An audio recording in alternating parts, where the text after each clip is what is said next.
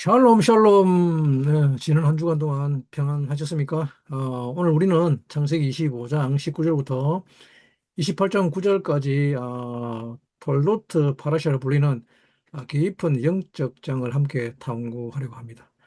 이 톨도트 파라샤는 단순히 이삭의 가정사나 야곱과 에서의 그 두 형제 간의 그 갈등을 기록한 어떤 역사적 문서가 아닙니다. 이 톨도트는 카발라적 관점에서 빛이 세대로 흘러가는 그 방식, 곧 하나님의 의지와 에너지가 우리 인간 세상 세계 속에서 어떻게 발현되는지를 보여주는 히트갈루트하는 그런 신비로운 지도를 제공하고 있습니다. 이 시간 톨도트 파라샤 주간에 한마콤 히브리 성서연구소 오신 여러분들을 진심으로 환영합니다. 아, 히브리어 톨도트는 일반적으로 계보, 후손 또는 세대들로 번역합니다. 그러나 이 단어의 쇼레시 어근은 얄라드입니다. 얄라드, 낳다, 생성하다, 드러내다는 의미를 지니고 있는데, 그렇기 때문에 톨도트는 단순하게 누가 누구를 낳았다는 족보가 아니라 어떤 본질이 어떤 형태로 이 세상에 나타났는가를 어, 말하고 있습니다. 카발레에서는 이것을 히트갈루트, 즉 계시의 개념으로 이해하고 있죠. 이걸 또 다른 말로는 뭐 발현한다 그러는데, 음, 무한이신 에인소프가 곧 무한한 하나님의 빛이 이 세피로토 생명나무의 구조를 따라서 흘러내려와 현실이라는 옷을 입는 과정, 그것이 바로 톨도트입니다. 따라서 이삭의 톨도트는 단순하게 그 이삭의 자녀들이 아니라 이삭이라는 그 영적 본질이 어떻게 세상 속에서 형태를 이루었는가를 의미하고 있습니다. 아브라함의 톨도트는 이삭 한 사람으로 요약되고 있습니다. 그러나 이삭의 톨도트는 두 개의 길, 두 본성, 그리고 두 민족으로 갈라지고 있죠.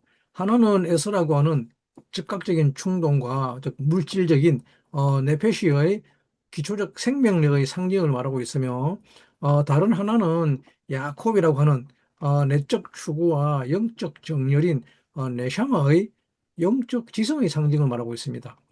이 두 존재는 단순한 형제가 아니라 우리 인간 내면에 존재하는 두 힘의 원형입니다.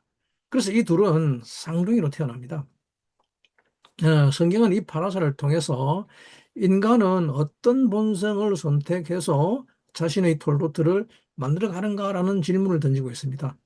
톨도트 파라샤는 크게 네 단계의 영적 흐름으로 구성되어 있습니다. 첫 번째는 이삭과 리브가의 기도는 게보라와 헤세드의 조화를 상징하고 있으며, 두 번째는 이 태중의 쌍둥이 두 본성의 충돌과 분기를 보여주고 있으며, 세 번째 장자권 사건은 영적 순위의 선택을, 그리고 마지막으로 네 번째는 축복과 도피는 존재의 방향성의 확정을 의미하고 있습니다.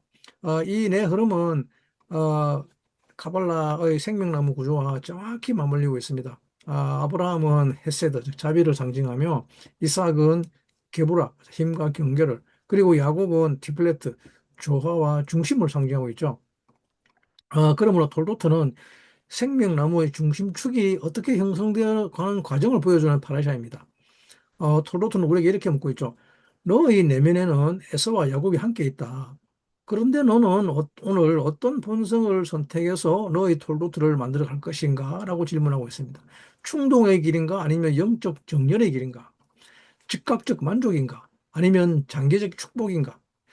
물질의 손인가? 아니면 영적 음성인가? 톨로트는 바로 이 선택의 파라샤입니다. 그리고 그 선택은 우리의 미래 세대와 우리의 영적 계보를 결정합니다. 이제 우리는 본문을 따라가며 히브리어 단어 하나하나가 품고 있는 그 카발라적 깊이를 탐구하게 될 것입니다. 먼저 다룰 본문에서는 이삭의 계보와 게보라와 헤세드의 균형을 다룰 건데, 창세기 25장 19절 본문은 이렇게 시작하고 있죠.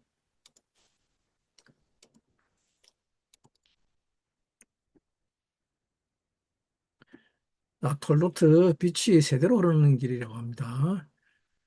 톨로트 히트갈루트라 그러죠. 계시 또는 발현이라고 합니다. 그리고 어근이 얄라드죠. 나타는 뜻입니다. 네. 그리고 오늘 다룰 보물이죠. 자, 이거는 정리하고 넘어가고. 자, 25장 19절이죠. 이삭의 톨도트는 이러하니라. 그러죠. 베엘레 톨도트 이츠하크라고 하고 있습니다. 이 톨도트는 앞서 말한 것처럼 히트갈로트 발현 또는 계시 또는 생성을 의미하는데, 그리고 이츠하크라는 이름은 그가 웃었다는 뜻이지만 카발라에서는 이게 게부라, 즉 어떤 경계와 힘, 절제의 세피라와 연결되고 있습니다. 아브라함은 헤세드, 즉 자비의 세피라를 상징합니다. 그의 삶은 열림과 환대, 그리고 확장과 나눔이었죠. 그러나 이삭은 그 반대의 성향을 지니고 있습니다. 그는 내향적이고 깊고 경계가 분명하며 내적 질서를 중시하는 인물입니다. 카발라 전통은 이삭을 내적 불꽃을 지키는 자라고 부릅니다. 그의 톨도트는 단순히 자녀의 계보가 아니라 그 계보라의 본질이 어떻게 세상 속에서 형태를 이루는가를 보여주는 영적 지도입니다. 그리고 이어서 본문은 또 리브가가 임신하지 못했다고 하죠. 25장 21절 말씀인데, 이삭이 그 아내가 잉태하지 못함으로 그죠. 키 아카라히 그죠. 키 아카라히 잉태하지 못했다 그러는데, 이 단어 아카라는 잉태하지 못했다는데, 이 단어는 뿌리가 없다, 열매가 없다는 뜻을 가지고 있습니다. 어, 유대 전통에서 뿌림은 단순한 어떤 생물학적 상태가 아니라 영적 흐름이 막혀 있는 상태를 의미하고 있습니다. 이삭은 게보라의 사람입니다. 게보라는 경계와 제한을 의미하는데, 경계는 필요하지만 지나치면 그 흐름이 막혀버립니다. 리브가의 부림은 바로 이 게보라의 과도한 집중을 상징하고 있죠. 그러나 이때 이삭이 어떻게 받냐 합니까? 25장 1절 이삭이 그 아내를 위하여 여호와께 간구함으로 하고 있죠. 뒤에 이삭이 그 아내를 위하여 여호와께 간구하며 바예 에타르 이츠하크 라도나이 레 노카흐 이시토 키 아카라 히베 예 에케르로 아도나이 바타하르 리브카 이시토라고 하고 있죠. 이삭이 기도하고라는데 이삭이 기도하니 그러죠. 이삭이 그 아니라 왜 간구하면 우리말로는 간구인데 기도하는데 그죠. 여기서 간구하다는 단어가 바예에테르입니다. 바예에타르. 바예에타르인데 이 단어는 매우 독특하죠. 왜냐 그러면 우리가 일반적으로 기도하라라는 히트팔렐이라는 단어가 있죠. 히트팔렐. 히트팔렐이라는 단어가 있는데 이때는 지금 히트팔렐이라는 단어를 사용하지 않고 바에타라는 단어를 쓰고 있는데, 바에타는 향을 피우다, 연기를 올리다는 의미를 지니고 있는 아타르가 근입니다. 예. 이 이사가 이게 넣은 연기처럼 위로 올라가는 기도, 즉 게브라의 불꽃이 헤세드의 부드러움과 만나면서 균형을 이루는 기도라는 말입니다. 카발라에서는 이 단어를 게브라가 헤세드로 승화되는 순간이라고 해석하고 있죠. 이사가의 기도는 단순한 간청이 아니라 그 내적 경계를 부드럽게 풀어내는 영적 행위였던 것이었습니다. 이어서 본문은 여호와께서 그의 기도를 들으셨다고 하는데, 어, 히브리어로 들었다는 말이 쉐마가 아니라 또 바이에 에타르고 쓰고 있습니다. 놀랍게도 같은 단어를 쓰고 있습니다. 이삭에 간구하다, 기도하다는 단어와 하나님께서 들으셨다는 단어가 똑같이 바예 에타르입니다. 하나님의, 즉 이삭의 기도에 하나님의 응답이 같은 파동을 공유하고 있다는 말이죠. 카발라적 전통은 이것을 어떻게 설명하는가 하면, 인간이 자신의 세피라를 바로 세우면 하늘의 세계가 동일한 파동으로 응답한다고 합니다. 자, 그렇게 이삭의 게브라가 경계를 부드럽게 풀어내자 하나님의 헤세드가 그에게 흘러 들어왔습니다. 그 결과 리브가의 태가 열리고 두 민족의 원형이 태중에서 형성되기 시작합니다. 이삭은 게브라, 리브가는 헤세드의 성향을 지닌 인물이죠. 이 둘의 결합은 세필도의 균형 구조를 상징하고 있습니다. 이삭의 깊은 내적 깊이와 리브가의 그 직관적 통찰, 그리고 이삭의 경계와 리브가의 흐름, 그리고 이삭의 침묵과 리브가의 행동. 이 둘은 서로를 보완하며 야곱이라는 티페레트 조화의 세피라를 탄생시키는 영적 기반이 됩니다. 카발라적 관점에서 이삭과 기브라는 단순한 부부가 아니라 즉 게보라와 헤세드가 만나서 티피레트를 준비하는 신비로운 구조입니다. 이삭의 톨도트 첫 부분 우리 이렇게 말하죠. 내 아내의 게보라가 지나치면 흐름이 막히지만 그러나 바의 에테르 기도는 경계를 부드럽게 풀어서 헤세드를 불러온다고 합니다. 그렇게 균형이 회복될 때 새로운 생명, 새로운 길, 새로운 톨로트가 열린다고 합니다. 우리의 삶에도 이사가의 기도처럼 이 내적 경계를 부드럽게 풀어내는 순간이 필요합니다. 그때 하나님은 우리의 파동과 맞물려서 응답하십니다. 그렇게 리브가가 임신한 후에 본문은 놀라운 장면을 기록하고 있죠. 창세기 25장 22절이죠. 그 아들들이 그의 태속에서 서로 싸우더라 그러고 있죠. 바이트로츠주 하바님 베 키르바흐 바토메르 임켄 라마제 아누키 바텔레드 리드레시 에트 아도나이라고 하고 있죠. 이건 다음에 다루는데 지금 두 아이들이 거의 태속에서 그녀의 태속이죠. 그녀의 태속에서 서로 싸우더라 그러고 있습니다. 서로 싸운다는 히브리어 언어가 바티르쪼쭈입니다. 이트로쭈쭈, 이트로쭈쭈, 쭈쭈. 이 단어는 그냥 단순하게 싸운다는 말이 아니고, 이트라쪼쭈는 달리다, 충돌하다, 또는 밀어내다, 서로를 이렇게 밀쳐내다는 뜻입니다. 즉, 두 힘이 같은 공간을 차지하려고 하면서 충돌하는 상태를 말하고 있죠. 어, 그래서 카발라에서는 이것을 두 영적 본성의 최초의 충돌로 보고 있습니다.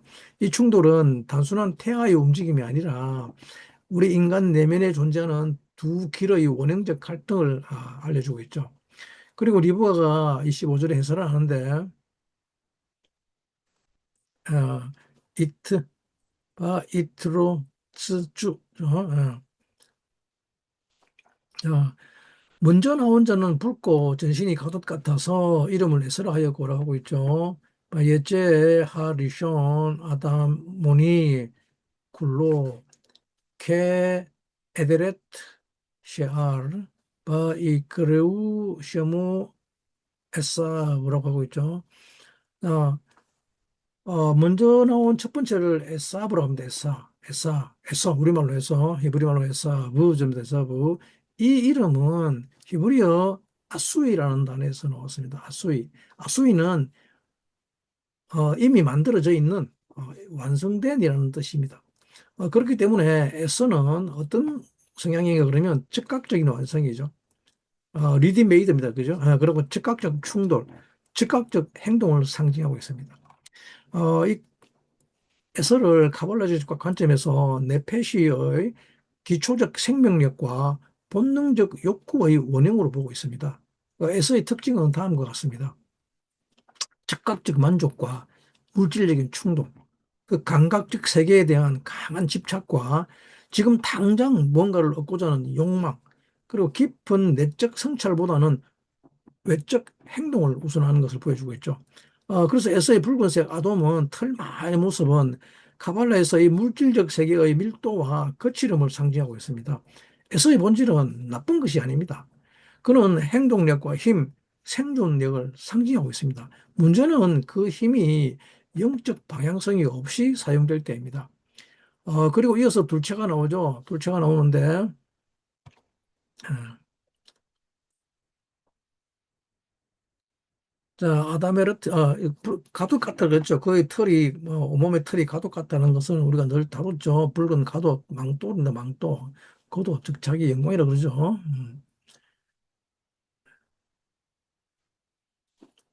자, 25장 6절이죠. 후에 나온 아우는 손으로 에서의 발꿈치를 잡았으므로 그 이름을 야곱이라 하였으니 리브가가 그들을 낳을 때에 나이 이삭이 60세였더라 그러고 있죠.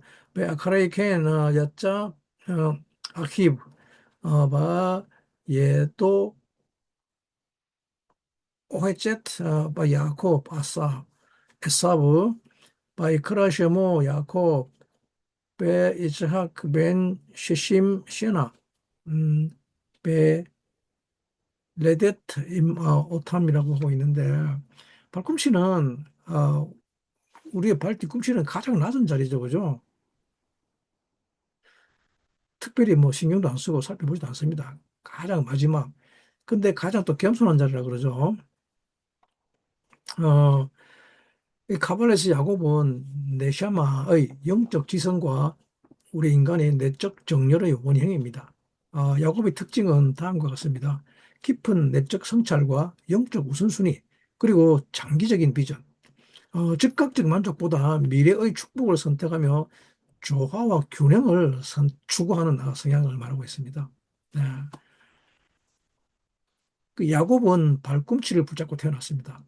이것은 단순한 어떤 신체적 행동이 아니라 어떤 영적 상징입니다. 영적 상징. 영적 세계의 가장 낮은 자리에서 시작해서 가장 높은 자리로 올라가는 길을 선택한 존재를 야곱이라고 합니다.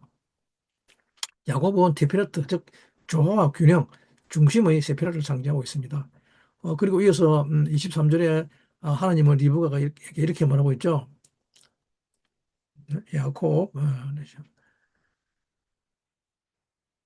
두 국민이 내 티 속에 있구나. 그리고 큰 자가 작은 자를 섬기리라 그러고 있죠. 바요메르 아도나이 라 셰니 고임 베비테 네크 우셰니 레um밈 밈메 아이크 이프라두 울옴 밀옴 예 에메츠 베라브 야보 자이르. 큰 자가 작은 자를 섬기라 그러는데 라브죠. 라브. 큰 자라는 말이 라브. 많은 걸 말하고 있죠. 크다는 말이. 이 말씀은 단순한 역사적 예언이 아닙니다. 이 말씀은 카발락적 관점에서는 우리 인간 내면의 구조에 대한 선언입니다. 에서는 네페시, 즉 즉각적 충돌의 힘을, 야곱은 네샤마, 즉 영적 지성의 힘을 상징합니다. 그리고 하나님은 이렇게 말씀하시죠. 네페시가 네샤마를 섬기게 될 것이다라고 말하고 있습니다. 이 말은 곧 본능이 영적 지성에 복종할 때 인간은 온전해진다는 뜻입니다. 에서가 야곱을 섬긴다는 말은 에서가 열등하다는 뜻이 아닙니다. 당연히 그 힘은 필요하죠. 그러나 그 힘은 영적 방향성 아래에서 사용될 때 축복이 된다는 말입니다. 톨로트는 오늘 우리에게 이렇게 말하고 있습니다. 너희들 태중에 너희 태중에도 에서와 야곱이 있는데 우리 안에는 이 두 힘이 있습니다. 그 힘은 즉각적 만족과 충동, 감각적 욕구인 에서의 힘과 영적 정열, 즉 장기적 비전과 내적 중심인 야곱의 힘입니다. 이 두 본성의 활동은 우리의 내면에서 계속하고 있습니다. 태중에서부터 지금까지 우리의 마음속에서 계속 충돌하고 있습니다. 우리가 기도할 때, 우리가 무언가를 선택할 때, 우리가 무엇에 유혹을 받을 때, 또는 우리가 무언가를 미래를 결정할 때 항상 이 두 힘이 충돌하고 있습니다. 톨로트는 우리에게 묻고 있습니다. 오늘 너는 어떤 본성을 선택할 것인가 라고. 그리고 25장 22절에 기록하기를 리브가는 태중에 충돌을 느끼고 이렇게 물었죠.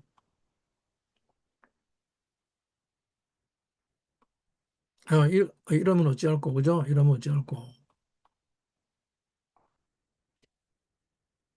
잠깐만요.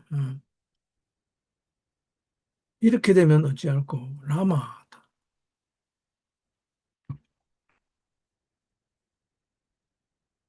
어, 라마지 아노키, 라마지 아노키. 어, 그리고 여호와께 묻죠. 바텔레드, 리데레시 에따 아도나이. 리브가는 영적 민감성을 지닌 인물입니다. 그녀는 단순하게 어떤 그 육체적 불편을 느낀 것이 아니라 이 영적 세계의 움직임을 감지했습니다. 카발라에서 리브가는 비나, 즉 통찰과 이해, 직관의 세페라를 상징하고 있는데 그녀는 그 태중의 충돌을 내면의 영적 갈등으로 이해했고 하나님께 질문했습니다. 그렇기 때문에 우리도 리브가처럼 우리의 내면의 충돌을 느낄 때 하나님께 물어야 할 것입니다. 본문은 우리에게 이타임 같은 메시지를 전해주고 있죠. 인간은 태어날 때부터 이 두 본성을 가지고 있습니다. 그 에서의 힘은 나쁜 것이 아니라 방향성을 필요로 하고 있다는 거죠. 그 야곱의 힘은 영적 중심을 제공하고 있으며 이 두 힘의 충돌은 우리의 삶에서 계속되고 있습니다. 영적 민감성은 내면의 움직임을 하나님께 가져가는 것이죠. 결국 우리는 어떤 본성을 선택하여 우리의 톨로트를 만들지 결정해야 한다고 합니다. 톨로트는 우리에게 외적인 에서가 아니라 내적인 야곱을 선택하라고 말합니다. 그리고 이어서 25장 34절은 이렇게 말하고 있죠.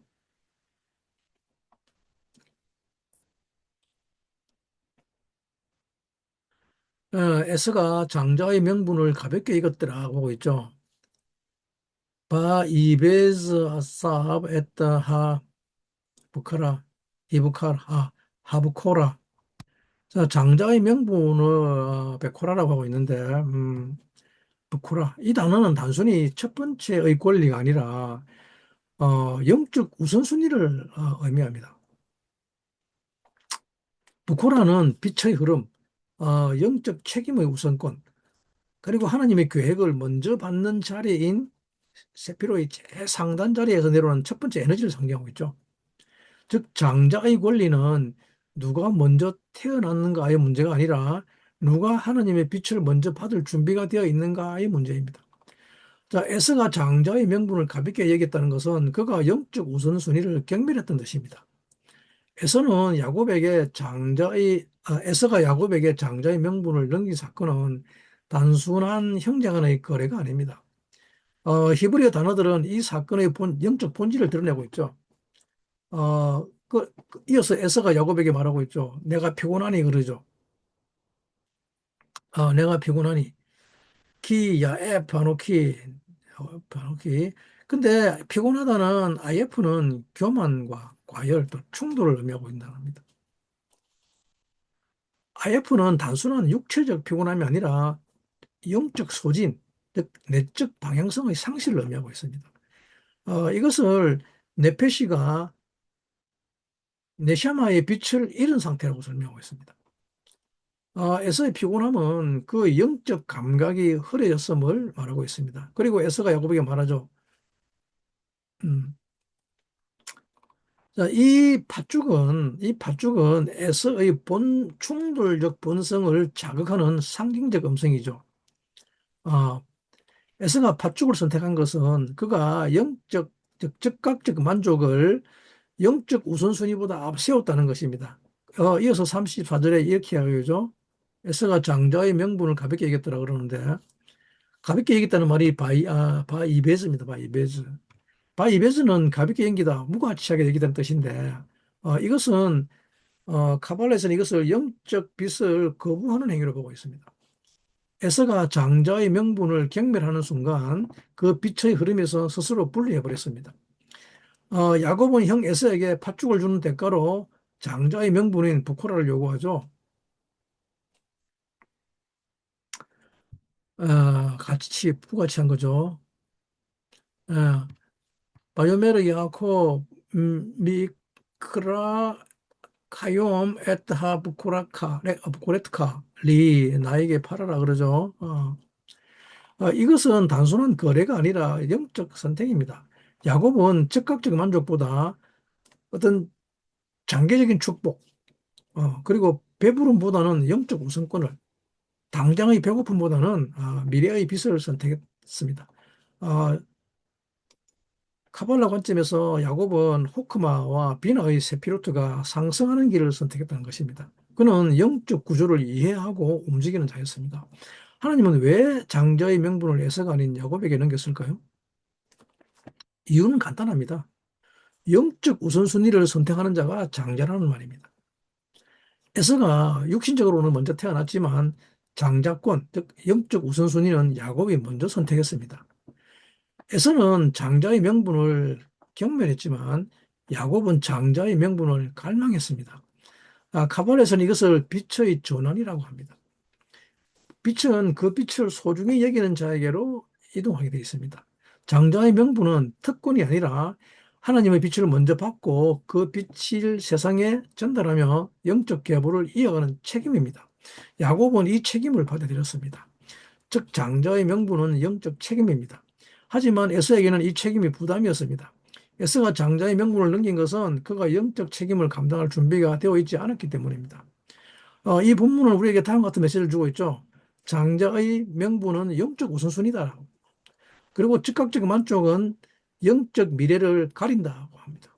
영적 피곤함은 빛을 잃게 하고 빛은 그 빛을 소중히 여기는 자에게로 이동한다고 합니다. 야곱은 이 야곱처럼 영적 책임을 선택하는 자가 장자라는 말입니다. 어, 즉 우리의 선택이 우리의 톨루트를 결정한다고 합니다. 톨루트는 우리에게 이렇게 말하고 있죠. 에서처럼 즉각적인 만족, 배부름을 선택할 것인가 아니면 야곱처럼 영적 우선순위를 선택할 것인가. 이 선택이 우리의 미래, 우리의 계보, 우리의 빛의 흐름을 결정합니다. 그리고 이어서 창세기 27장은 성경 전체에서 가장 신비로운 장면 중 하나인데 이삭이 야곱에게 축복을 내리는 사건은 단순한 가족 내의 오해나 어떤 그 속임수 이야기가 아닙니다. 그 카발라적 관점에서 이 장면은 영적 에너지의 전환을 보여주는 핵심 텍스트입니다. 축복이라는 브라카는 단순한 말이 아닙니다. 브라카의 뿌리, 베이트 레시 달레트는, 카프는 무릎을 꿇다라는 의미도 지니고 있죠. 이는 축복이 존재의 방향을 낮추어서 하나님과 연결하는 행위를 의미하고 있죠. 그리고 축복은 존재의 방향과 영적 흐름의 통로, 미래의 계보의 빛이 흘러가는 길을 결정한다고 합니다. 그렇기 때문에 이삭의 축복은 야곱과 에서의 미래뿐만 아니라 이스라엘 전체의 영적 구조를 결정하는 사건입니다.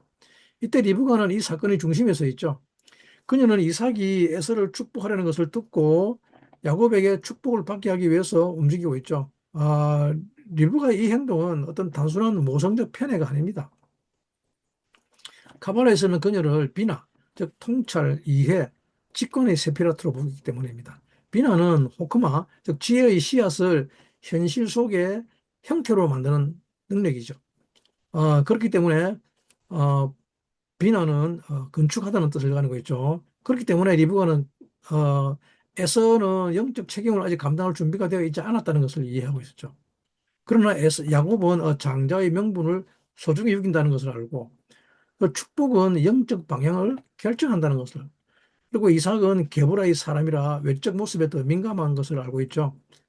하지만 야곱은 내적 본질이 축복에 합당하다는 것을 알고 있었습니다. 리브가는 이 영적 구조를 이해하고 거기에 합당하게 행동한 자입니다. 그녀의 행동은 영적 질서의 회복을 위한 것이었죠. 그리고 27장 22절에 이삭인 야곱을 만지고 이야기하였죠.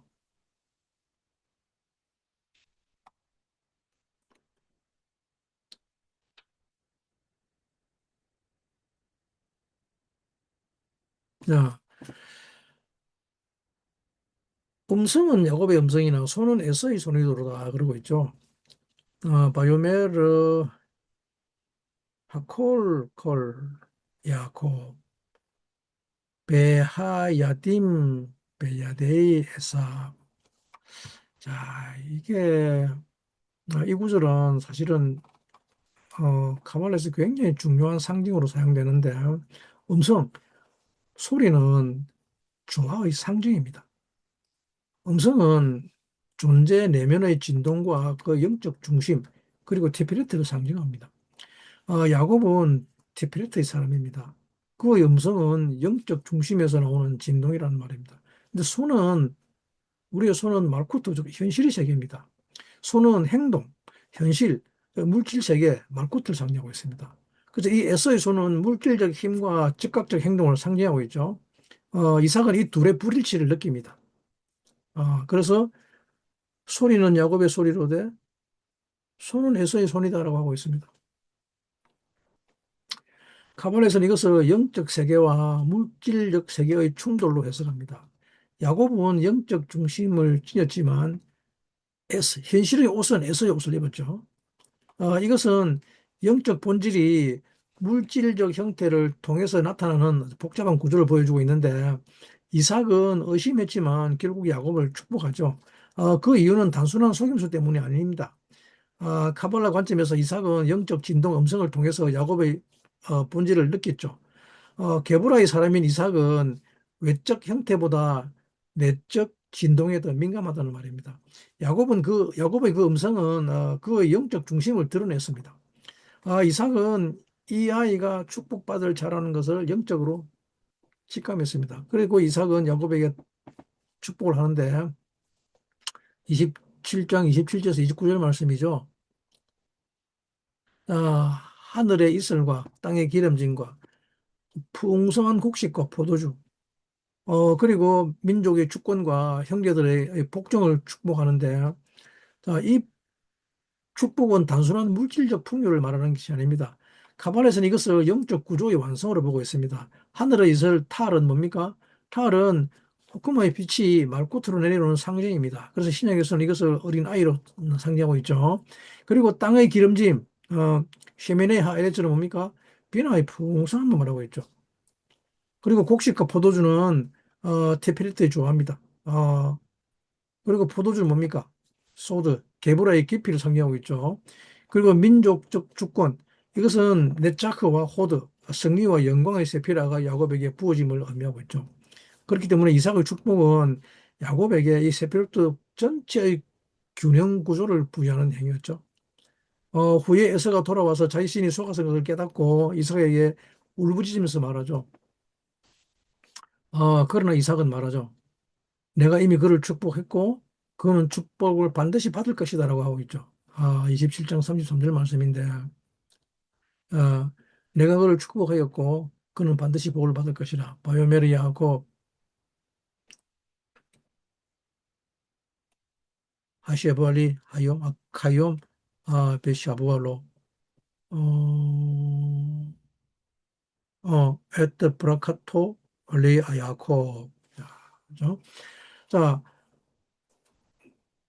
뒷부분이 지금 생략되어 있는데 뒷부분 이미 복을 받았고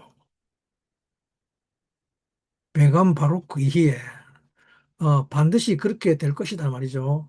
카발레에서는 이것을 빛의 이동은 되돌릴 수 없다고 그럽니다. 빛의 이동은 되돌릴 수 없다 그러는데 축복은 말이 아니라 즉 영적인 에너지의 흐름입니다.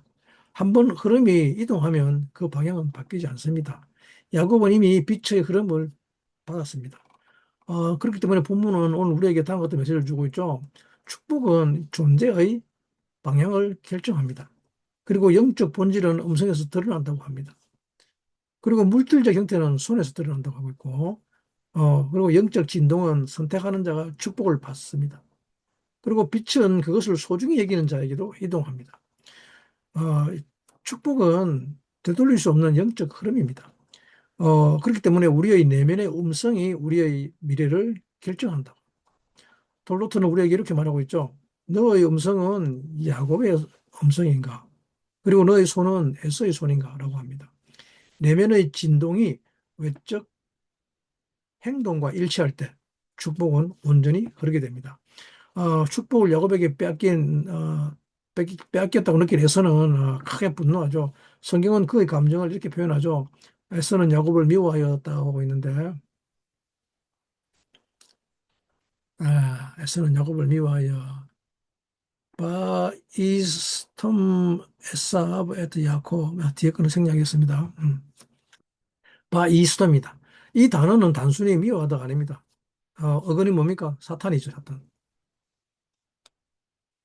바이스톤은 원한을 품다.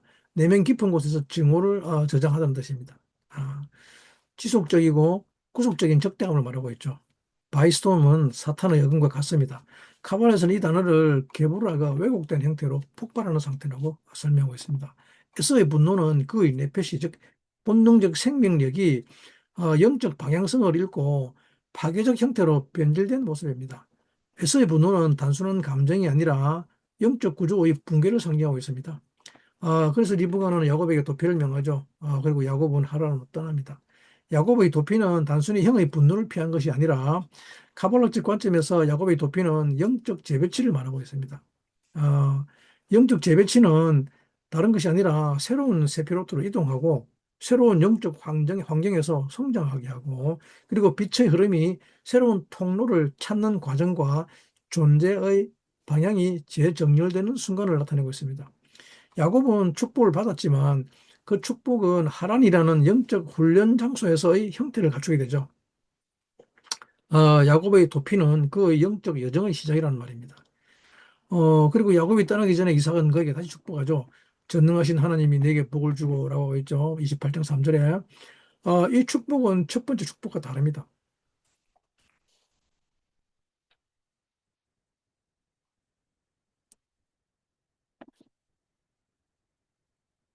첫 번째 축복은 물질적 풍요와 권세에 대한 것이었지만 두 번째 축복은 언약의 계승에 관한 것입니다.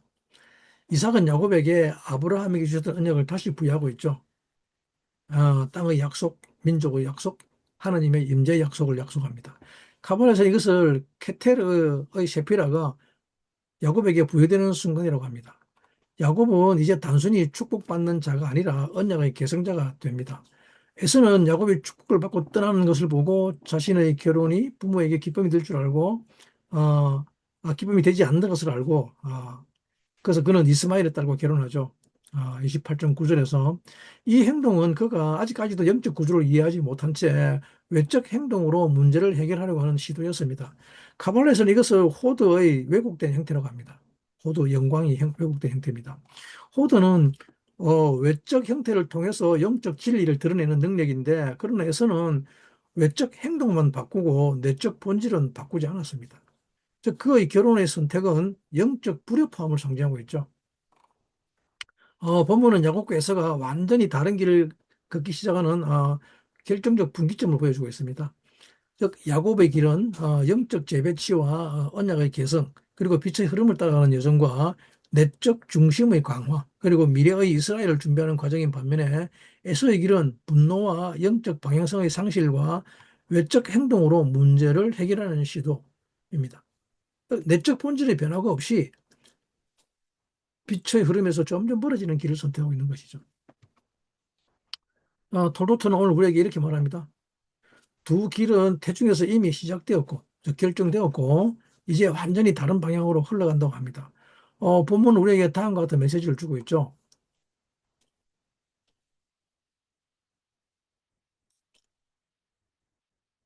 분노는 영적 구조를 붕괴시킵니다. 그리고 도피는 회피가 아니라 영적 재배치입니다. 그리고 축복은 반복될 때 더 깊은 의미를 가진다고 합니다. 언약은 영적 중심을 가진 자에게 계승된다고 합니다. 어, 하지만 외적 행동을 바꾸는 것만은 영적 불협화음을 만드는 것 같고 있죠. 내적 본질의 선택이 우리의 길을 결정한다는 것을 톨로트는 우리에게 알려주고 있습니다. 그리고 톨로트는 우리에게 묻고 있죠. 너는 야곱의 길을 걸을 것인가 아니면 에서의 길을 걷고 있는가 합니다. 우리의 선택이 우리의 미래, 우리의 계보, 우리의 빛의 흐름을 결정합니다. 오늘 결론인데 톨로트가 오늘 우리에게 주는 메시지는 첫 번째 톨로트는 계보가 아니라 이 영적 흐름입니다. 우리는 오늘 창세기 25장 19절부터 28장 9절까지 파라샤 톨로트를 따라가는 깊은 여정을 걸었습니다. 이 여정은 단순히 이삭의 가정사를 기록한 게 아니라 하나님의 빛이 인간의 삶 속에서 어떻게 흐르고 어떻게 선택되고 또 어떻게 개성되는가를 보여주는 영적 지도였습니다.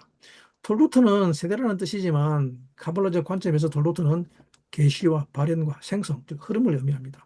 그렇기 때문에 톨루트는 빛이 어떻게 다음 세대로 이어지는가를 말하고 있습니다. 오늘 우리의 삶도 톨루트입니다. 우리는 매일의 선택을 통해서 우리의 내면에 어떤 빛이 흐를지를 결정합니다. 그리고 두 번째는 두 본성의 싸움입니다. 태중에서부터 시작된 에서와 야곱의 충돌. 바이트로 쭈쭈는 이 단어는 우리의 내면을 설명하는 단어입니다. 우리 안에는 항상 이 두 힘이 충돌하고 있습니다. 에서의 힘, 즉각적인 만족, 충동, 감각적 욕구와 그리고 야곱의 힘, 영적 정열과 장기적 비전, 내적 중심인 것을. 이 두 힘은 태중에서 시작되어 지금 우리의 마음속에서도 계속 충돌하고 있습니다. 그리고 세 번째, 영적 우선순위의 선택입니다. 에서가 장자의 명분을 경멸했을 때 그는 단순히 형식적 권리를 버린 것이 아니라 영적 우선순위를 버렸습니다. 야곱은 팥죽 한 그릇 앞에서도 영적 우선순위를 선택했죠. 에서의 선택은 지금 당장을 위한 선택이었고 야곱의 선택은 미래의 빛을 위한 선택이었습니다. 네 번째, 돌로트는 내면의 음성과 외적 행동의 일치를 말하고 있습니다. 야곱은 이삭은 야곱을 축복하면서 이렇게 말했죠. 음성은 야곱의 음성이나 손은 에서의 손이로다. 아, 음성은 티페레트, 즉 조화를, 손은 말코트를 상징하는데 이삭은 이 내면의 진동과 외적 행동이 일치하지 않는 상태를 보았습니다. 오늘 우리의 삶도 그렇습니다. 내면은 야곱처럼 영적 중심을 향하지만 행동은 에석처럼 충돌적일 때가 있습니다. 톨로트는 우리에게 이렇게 말하죠. 너의 음성과 손이 하나가 될 때 축복은 온전히 흐를 것이라고 합니다. 그리고 다섯 번째, 톨로트는 빛의 계보를 이어가는 책임입니다. 야곱은 축복을 받았지만 그 축복은 그를 편안하게 만들지 않았습니다. 오히려 그는 도피해야 했고 하란에서 그 긴 세월 동안 훈련의 시간을 보내야 했습니다. 축복은 특권이 아니라 책임입니다. 빛을 지키는 책임, 빛을 선택하는 책임, 빛을 다음 세대로 전달하는 책임입니다. 여섯 번째, 톨로트는 우리의 이야기입니다. 이삭의 톨로트는 야곱과 에서였습니다. 그러나 오늘 우리의 톨로트는 우리의 선택과 우리의 행동, 우리의 믿음입니다. 그렇기 때문에 톨로트는 과거의 이야기가 아니라 오늘 우리의 이야기입니다. 우리가 어떤 본성을 선택하는가? 우리가 어떤 우선순위를 세우는가? 우리가 어떤 음성을 따르는지, 또는 우리가 어떤 책임을 감당할 것인가? 그리고 우리가 어떤 빛을 이어가는지, 이 모든 것이 우리의 톨로트를 만든다는 것입니다.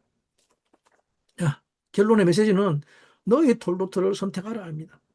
여러분, 톨로트는 우리에게 마지막으로 이렇게 묻고 있습니다. 우리의 내면에는 두 길이 있다, 두 본성이 있다, 두 빛이 있는데 너는 오늘 어떤 길을 선택할 것인가 합니다. 에서의 길은 즉각적 만족과 충돌의 길이었습니다. 그러나 야곱의 길은 영적 정렬과 미래의 빛을 선택하는 길이었습니다. 톨루트는 우리에게 이 야곱의 길을 선택하라고 말하고 있습니다. 왜냐하면 그 길이 빛의 계보를 이어가는 길이기 때문입니다. 자, 이 시간 이후 한 주간 동안 여러분들 안에 있는 에서의 충돌을 다스리기 바라고 야곱의 영적 중심을 선택해서 여러분들의 음성과 손이 하나가 되게 하여 여러분들의 톨루트가 빛의 계보를 이어가는 삶이 되게 하기를 간절히 간구하고 축복합니다. 감사합니다.